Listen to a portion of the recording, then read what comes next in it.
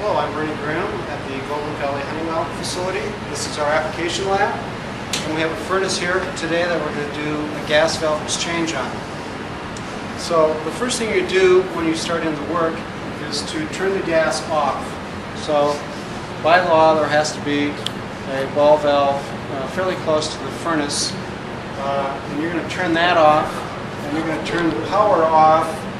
And now you can go in here and be comfortable that it's not going to start. So there typically is a union that you can loosen, and then it will allow you to remove the valve.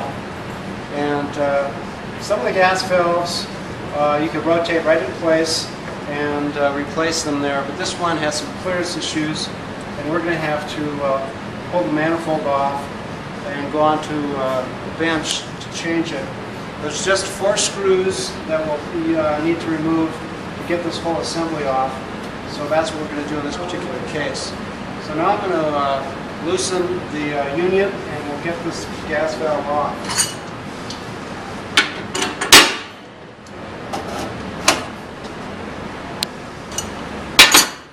And we'll pull the wires off the gas valve.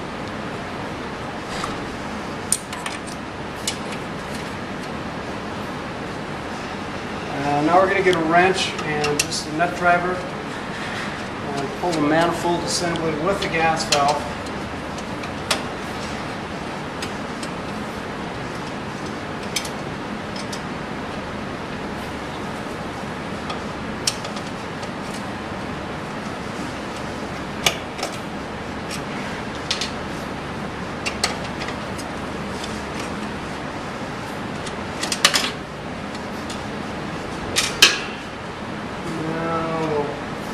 Out. Now, one of the things I want to do is get a replacement gas valve in the same orientation, and I'm just going to take a magic marker, and I'll have this on a flat surface, and we will put ours in the same orientation. Take ours out of the box. In this case, we've got a VR8345M. At the bottom, you see the arrow. That arrow is for gas flow. The gas comes in the union, through the gas valve, into the manifold. So I line up ours, and ours will be in this orientation.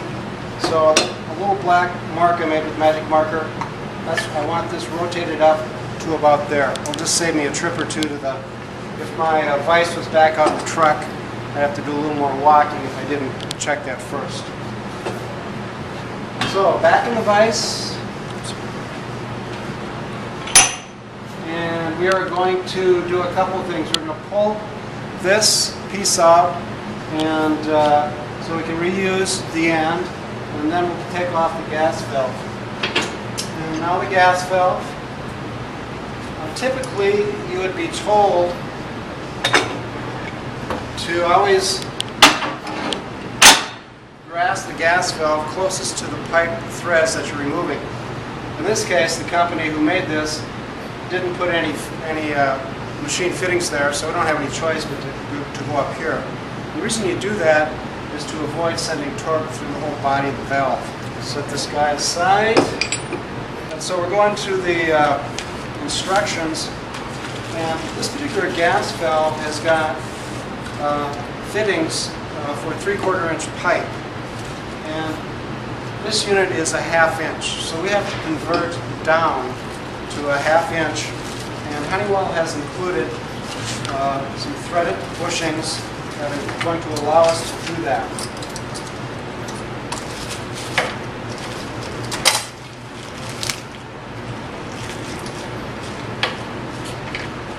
Also included in here is a little brass fitting.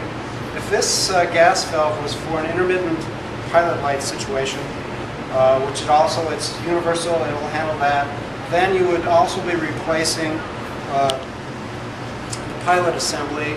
This is a brand new fitting so that you can come in fresh and clean with the new pilot light tube. We want to put on some pipe compound on the threads to help seal.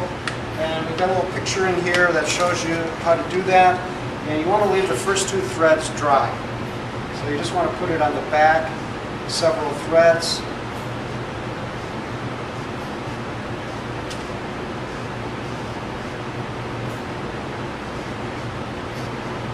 And if you see that, the first couple are dry. We're going to need to do that both in the front and the back, both the inlet and the outlet of the valve. We will put some more pipe compound on the manifold. Again, we're going to leave those first couple of threads dry. So we're going to look at our orientation. Again, we've got the arrow. That's going to point the direction of gas flow. So we know that is the side it's going to go down. I'm looking for the magic marker. And we have a mark here. And I'm going to orientate that. And we're going to use our parallel-sided wrenches to rotate this into position.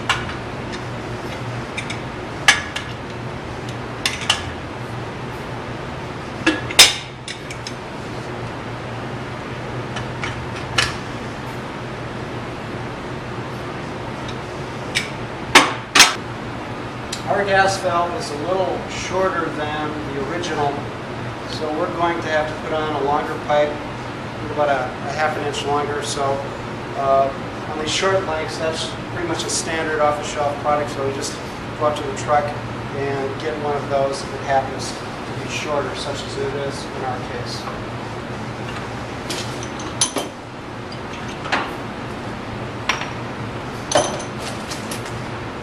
So I'm going to take the union off. We will reuse that.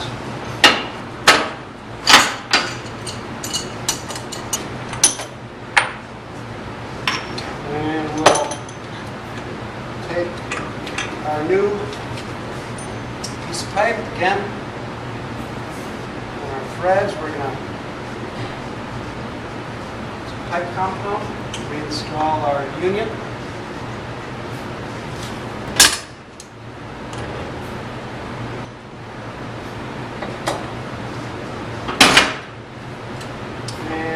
That into the valve. Again, we're going to install pipe compound.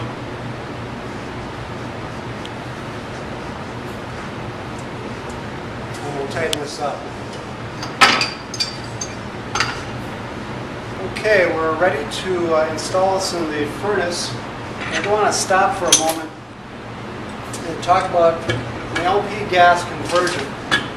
Now, this gas valve can work in natural gas or LP applications. So we include a conversion kit for those installations that are running on an LP gas. And you get a little instruction set and a spring, an adjustment screw, and a new cap to go over the adjustment port. So right here is a slotted screwdriver cap, and you get a new one with the kit. And underneath there will be a plastic adjustment screw. You can use a Torx wrench or a slotted screwdriver. And you're going to take out the existing one, and underneath that there will be a spring. You're going to throw those away and drop in the new ones that are 4LP. And this is covered in the instruction sheet, and you'll be told to screw down the screw for a starting position of a certain number of turns, and that would allow you to get started, and you'll make your final adjustment when you've got the gas valve back on the furnace. Okay, for now we're going to go in and I'll put it in, and then we're going to put in our port to allow us to take a gas valve pressure reading, and just to make sure that everything is proper. So we're back in, and we're going to tighten up our union again.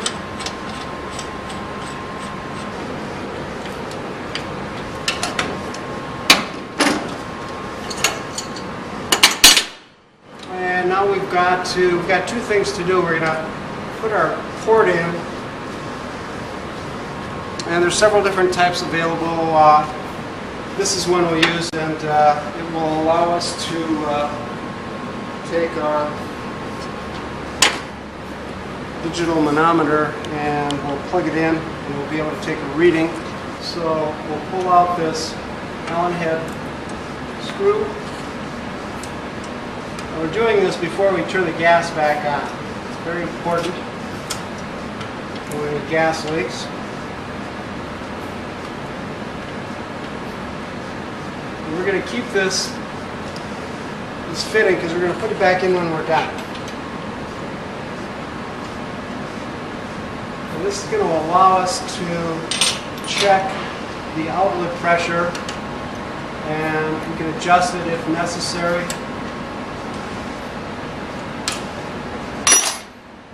Turn our meter on.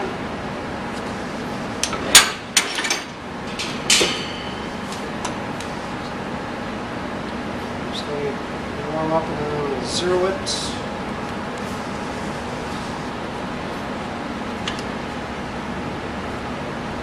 We've got to hook up the wiring on the gas valve, and we get this particular unit has got direct spark, and we have the wiring harness for that style. Now this plug only goes in one way. Now it doesn't matter. We have two wires to plug in there. It doesn't matter which side those two wires go on.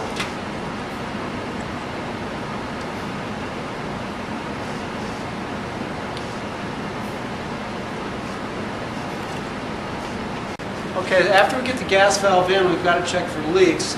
And we can check the inlet portion before the gas valve is running, and we have to check the outlet after we turn it on.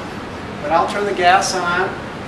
Certainly you listen for leaks. If you totally missed a connection, that's going to start making noise. But we'll put our soap water solution on the connections that we changed, and we're looking for any bubbles.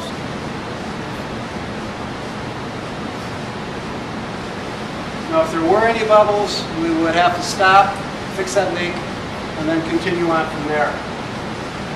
We are looking good. There are also electronic that do the same job, and you turn them on and they'll start clicking, and you go around and you would sniff each joint for a gas leak, and in this case natural gas rises, so you'd go above the fitting. If you had LP, that will sink, you'd go below the fitting, and you look for any gas leaks there. Now I'm going to go over to the thermostat and we'll issue a call for heat, and we'll get this going. I've got to turn the power back on, and we'll issue a call for heat. We'll watch light off. Okay, I've set the temperature way above room temperature, so we should start up in a couple minutes. And we can watch the process here. Now we did break the gas line. It's very common. It might take 2 or 3 attempts to start, because we've got to purge that air out of the system. And most furnaces will allow you to try 2 to 4 times. And failing that, there's typically a lockout for a certain amount of time, 30 minutes, 60 minutes, and we'll try again. If you do get locked out, all you need to do is turn the power off, wait a few seconds and turn it on, and it'll start the cycle again. This is the pre-purge time. The furnace happens every time that this thing operates. It purges any spent gas that's in the lines. You can see the HSI, the hot surface igniter, glowing, and that'll have a certain number of seconds it stays on. Eventually the gas valve will be turned on. Okay, lid off. Though I forgot to mention that you do have to turn, these have an off and on position. And if I turn this off, if I installed it in the off position, it's not going to light. They are shipped from the factory in the on position. So I'm looking at the pressure setting. In this case, it is all right, but if it wasn't, I would take a reading and remove the adjustment screw here. I could go in and adjust the pressure up or down as required to get to the manufacturer's specification. Typically that's listed on the rating plate right on the furnace. I'm happy with my pressure setting. It's back in. Now we can, basically what I'm doing is I'm going to turn off the call for heat and have it go off by itself, and then we've got to remove our pressure tap. So the furnace should respond in a second or two. Call for heat will be satisfied, and then we can turn off the gas and go in and pull out our tap. Okay, the furnace satisfied the call for heat. We'll turn off our gas. We'll pull out our line and remove our fitting. Now I'm going to go over to the thermostat and we'll issue a call for heat, and we'll get this going. I've got to turn the power back on, and we'll issue a call for heat. We'll watch the light off, and then we can check that final outlet connection. So the furnace is going through its normal startup process. We've got a pre-purge to prevent any stale gas out of the system. And shortly the HSI will turn on. That'll blow, and when that's warm, the gas valve will turn on, the gas will flow in, and we'll have ignition. So our hot surface igniter is glowing now. It's right in front of this port. And shortly the system will turn on the gas. Okay, now we're going to check this last connection.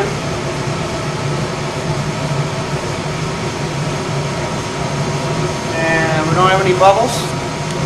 So leak test is good. And we can go on and button up this furnace.